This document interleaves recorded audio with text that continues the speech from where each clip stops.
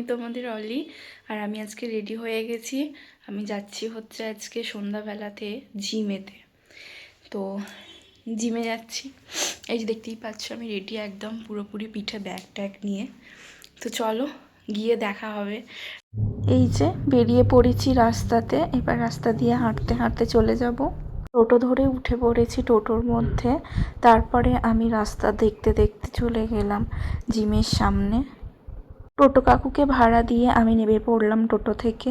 তারপর আবারও হাঁটতে হাঁটতে চলে গেলাম জিমের মধ্যে। এই যে দেখতেই পাচ্ছ এটা হলো আমাদের জিম।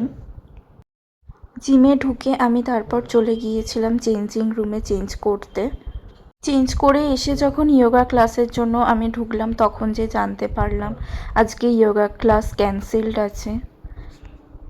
তাই আমাকে সব কিছুটা নিজে নিজেই করতে হবে, খুব বিরক্তি লাগছিল। তারপর আমি নিজে একটু ওয়ার্ম আপ করে নিচ্ছিলাম। সব ভিডিও তো দেখানো সম্ভব নয়, সেই জন্য যেটুখানি পেরেছি সেটুখানি দেখাচ্ছি। আর পিছনে যে দিদিটা দেখছো সে আর আমি দুজনে মিলে একসাথেই করছিলাম। তারপর সব এক্সারসাইজ করে আমি আবার চেঞ্জিং রুমে এসে সব চেঞ্জ করে নিলাম।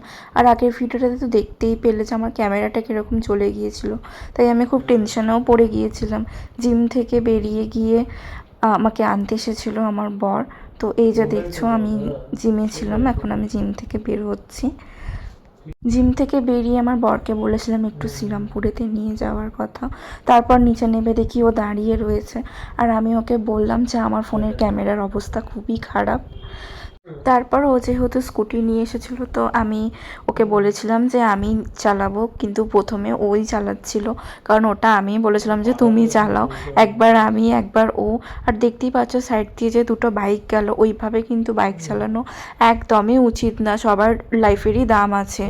সো যে পারবে মানে সেফলি বাইক চালানোটাই উচিত আমার মতে বলে। তারপর আগের দিন এই ভিডিওতে এই রাস্তাটা আমি তোমাদেরকে দেখাচ্ছিলাম যে শ্রীরামপুর কলেজ গঙ্গার মানে ধার দিয়ে যে রাস্তাটা, আমার এখান দিয়ে যেতে ভীষণই ভালো লাগে। আর এতটাই ভালো লাগে যে তোমাদের সাথেও সেটা বারবার গেলেই শেয়ার করব আমি।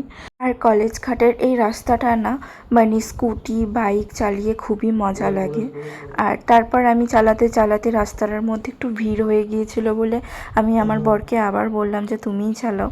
তারপর ও চালিয়ে নিয়ে এসে আমি মোমোর দোকানেও চলে এসেছি, দেখতে পাচ্ছ মোমো খাচ্ছি। আর আমার বরকে আমি যখনই দেখাবো তখনই শুধু ও মোমোই খায়, ঠিক আছে, কোনো কথাও বলে না, কিছু না। তারপর যখন বাড়ি যাওয়ার সময় আমাকে বললো যে তুমি চালাও, সেজন্য আমি চালিয়ে নিয়ে আসছিলাম আর ও ভিডিও বানাচ্ছিল।